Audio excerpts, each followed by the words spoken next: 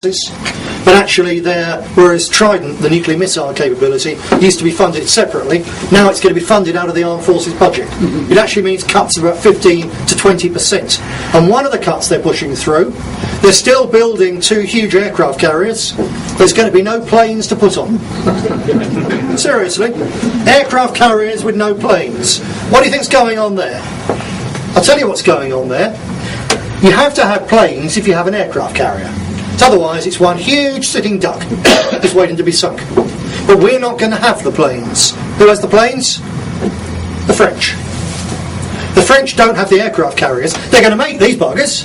They're not going to be made in our waters. They're not going to be made in our yards. They're not going to be made up in Barrow and Furness, out on the Clyde. They're not going to be fitted down at Plymouth. They're going to be made and fitted in France. But we're going to buy them, and we're going to man them, because our naval record is a wee bit better than the French. I love the French, and let's face it, if it comes down to one of their ships against one of our ships, you know who's going to win. It's always been the case. But that's what Cameron is interested in, because he's not a conservative, as people understand the term. He is an internationalist, liberal traitor.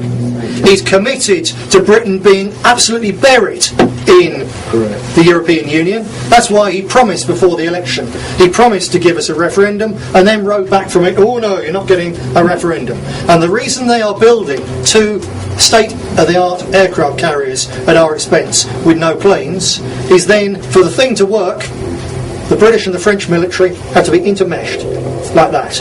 And you wait, once those big boats are launched, you will see that's what comes out. We've built this wonderful thing. It's the pride of the British fleet, but oh dear, we're going to have to work with the French on it.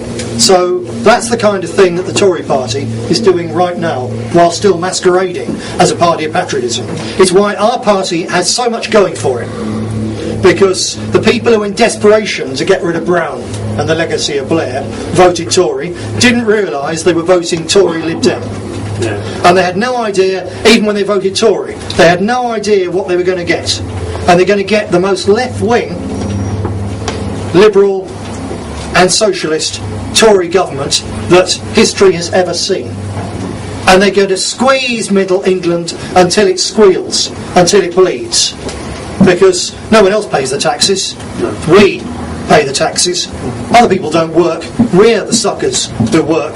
They are going to screw us. They're going to screw our people.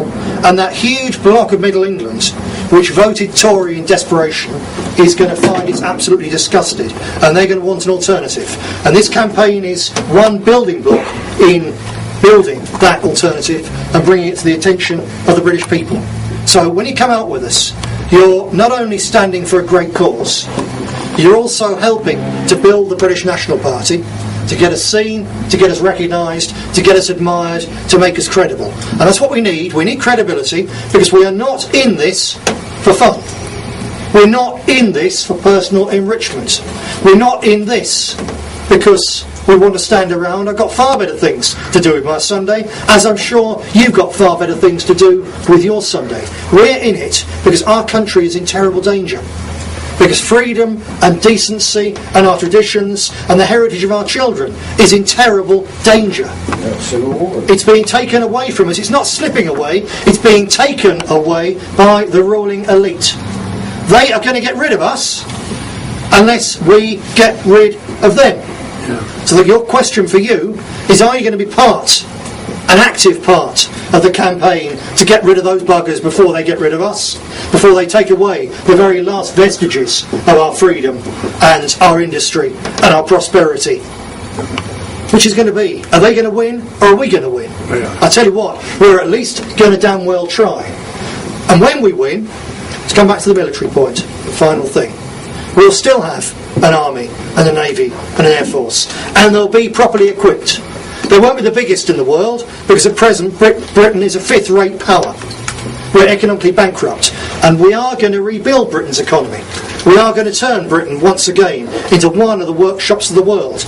But we'll never be the great power that we were when we were industrialised and nobody else was. You've got to be realistic that our position is as a second to third rate power with a fantastic tradition, and therefore our military can always punch above its weight if someone else starts a fight with us. But our military shouldn't just be there to punch back if someone punches us. Our military also needs to be at the very core of our country and our national identity, and they shouldn't be out there fighting thousands of miles away in someone else's war. They should be mainly here, training young men in particular, but some young girls, training young men to be decent, upright citizens. The army should be the very spearhead, not just of our defence, but of our nation rebuilding. Because our nation's shattered, it's broken, it's a mess. You've got kids who haven't got the faintest idea of responsibility, of decency, of respect for their elders and their betters. You remember, my age or above, you remember that phrase? Your elders and your betters?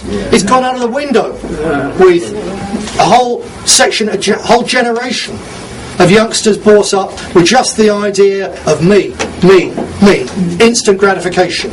No duties, no responsibilities, only rights. And we're going to have to put that back in our society, so that our society again becomes a decent place, where pensioners again can go down the street at any time of the day or night and know that they are safe, and that if they fall over, the young kid who comes over to them isn't looking to mug them, but is there to help them up. And that is something which the British Army especially has an absolutely crucial role to play, because they shouldn't be over there, cut off from our society. They should be here as part of our society, most of all training not just the handful who are the good ones who volunteer and so on, but every single youngster of military age should go through a process of national service.